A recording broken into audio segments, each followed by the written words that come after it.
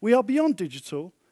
And anybody who uses the word digital to describe a specific aspect to what we do is missing the point.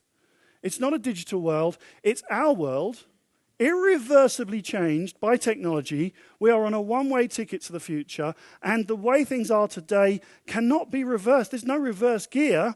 We have to just work with what we've got. And the thing that this throws up for marketers and communicators in corporate roles is that how the hell do we understand what our target audiences are doing these days?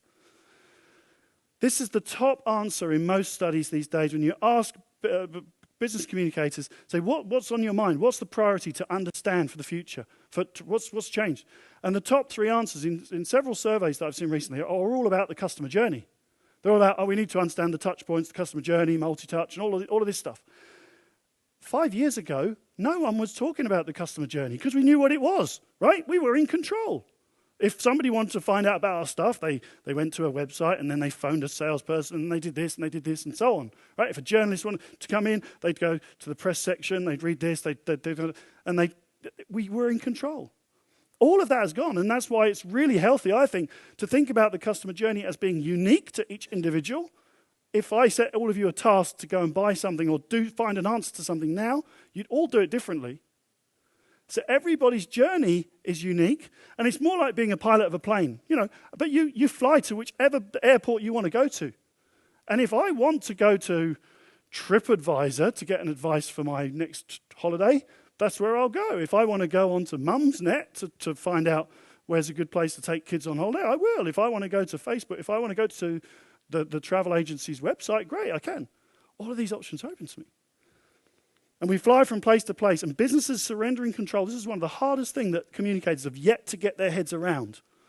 Those companies that have really embraced this are smart, and they're saying, okay, the customer journey has kind of gone. It is not linear. It is not entirely predictable as it was in the past.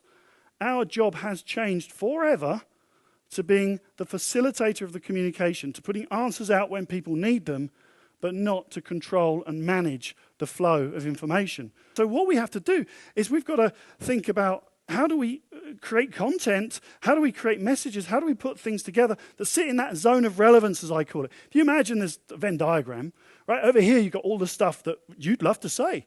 You know all about your engineering, your R&D, your financial status, all of this stuff.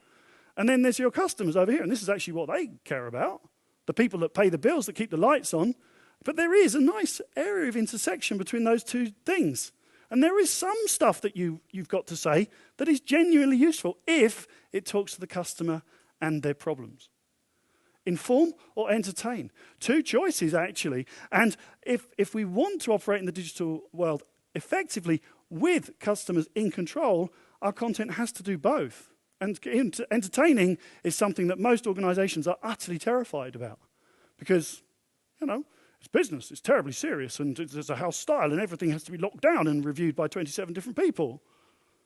Well, that's the challenges. Find that zone of relevance. Find a way. Your task is to answer any question the customer has, and also within the zone of relevance to provide some entertainment in their lives. I'm a fan of good communications and creative narrative and getting a story arc and all the rest of it. Don't get me wrong.